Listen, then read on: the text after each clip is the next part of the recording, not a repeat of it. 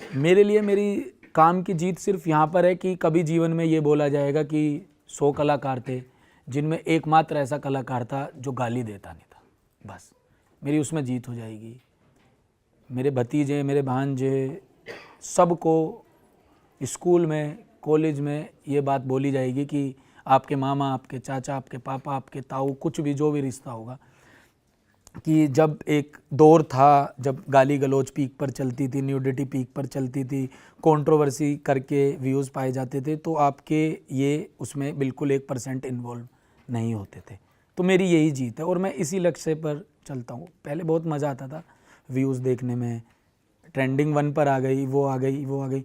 धीरे धीरे धीरे धीरे प्यास कम होती रहती है इस चीज़ की। धीरे धीरे ये होता रहता है कि आज ये बना दिया, अब अगला ये क्या बनाएंगे, अब वैसा क्या बनाएंगे। वो दौर एक था, लड़की बाजी की बातें होती थी, लोंडों की बातें होती थी। अब मुझे ऐसा लगता है कि बहुत ज़्यादा लोग जुड़ चुके हैं, रिस्पॉन्सिबिलिटी आ चुकी है, आप नहीं कर सकते। बीच बीच में मैं करता रहता हूँ। जैसे मैंने एक वीडियो बनाई थी भड़ाना जी गोइंग ससुराल। अभी मैंने परसों एक स्क्रिप्ट लिखी है जिसको मैं 17 तारीख को शूट कर रहा हूँ, पुराने स्टाइल में लिखी है। 15-20 मिनट की होगी वो, वही डायलॉग होंगे, वही राइमिंग होंगे। मैं बीच बीच में वो करता रहता हूँ, लेकिन लोगों को वो लगातार चाहिए कि लगातार वही करो, आप ये चीज़ मत करो। मुझे कहीं ना कहीं ऐसे लगता है कि जब आप बहुत नया कर रहे होते हो और थोड़ा सा हटके कर रहे होते हो तो बड़ी मुश्किलें आती हैं, क्योंकि ये रोका ही जाता है उससे, उसको ना। लोग कहते हैं कि ऊपर वाला आपकी परीक्षा लेता है। मैं इस चीज़ में विश्वास नहीं करता। मैं कहता हूँ नेगेटिव एनर्जी आपकी परीक्षा लेती है। तो जब आप कुछ कर रहे होते हो तो बहुत रोका जाता है उसको, नहीं ऐसे नहीं होगा, ऐसे नहीं होगा, वैसे नहीं होगा, ये नहीं होगा, वैसे नहीं होगा। अब मेरी एक रील चली, उस पर 5 मिलियन लाइक्स हैं, 5 मिलियन लाइक्स हैं। उसमें जो बात मैंने बोली है, मुझे खुद विश्वास नहीं है कि मैंने इतनी इंटेलेक्ट बात बोली कैसे।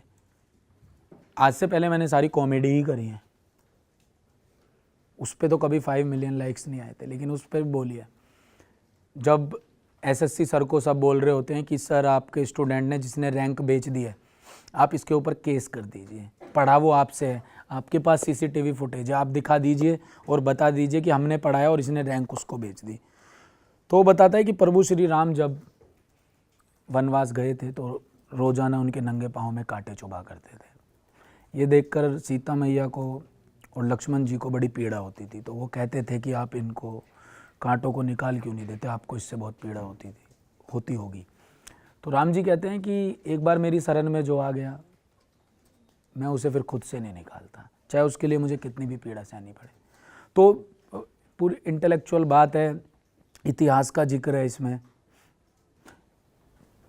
अब देखो वो लोगों को पसंद आई, लोगों को वो बहुत अच्छी लगी, उसमें 5 मिलियन लाइक्स हुए, 26 मिलियन व्यूज़ हुए। तो अगर ये बात आराम से भी कही जा सकती थी, ये बात ऐसे भी कह सकता था वो व्यक्ति कि ये एक स्टूडेंट है, इसका करियर ख़राब हो जाएगा, नहीं। लेकिन उसने बताया कि मैंने प्रभु श्री राम से ये सीखा है कि मेरी शरण में जो एक बार आया, मैं उसको नहीं निकालता। तो कहने का तरीका बदल जाता है, आपकी सोच इवॉल्व होती रहती है, आप आगे बढ़ते रहते हो। तो यही ज़िंदगी है। हमेशा आप वैसे नहीं रह सकते जैसे आप थे। आप जब बहुत नए नए आते हो तो पुराने वालों को बताया जाता है कि देखिए नया है, तो उसको इनसिक्योरिटी होती है, ये कौन आया है।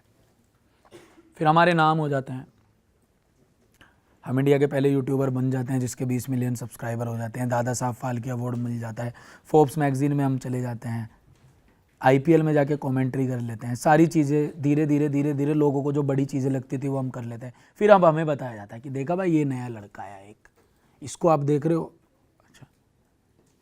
फिर एक दिन जहाँ पर मैं बैठा हूँ वो नया लड़का वहाँ बैठा होगा, फिर उसको उसका बताया जा रहा होगा। इस कमरे से भी हो सकता है कोई, पता नहीं है कौन कैसे कहाँ पे क्या निकल के आएगा कैसे, क्योंकि एक स्वाभाविक इंसान का नेचर है कि वो कभी ना कभी आपको बताएगा, अरे एक आपका भी था, अब एक इनका भी है, फिर वो उसको बताएगा।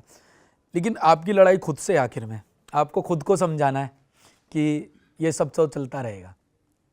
नमस्ते दोस्तों, मैं हूं गरिमा और उम्मीद करती हूं कि आपको सनराइज मसालों के साथ बिहार की हमारी यात्रा लपलप स्वाद बिहार का पसंद तो आ रही होगी।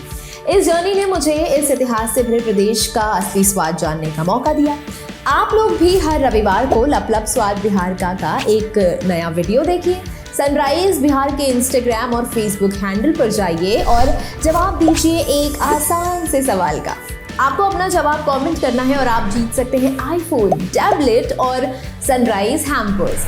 नीचे दिए गए हैंडल्स पर जाइए और हर हफ्ते अपने जवाब कमेंट्स में बताइए।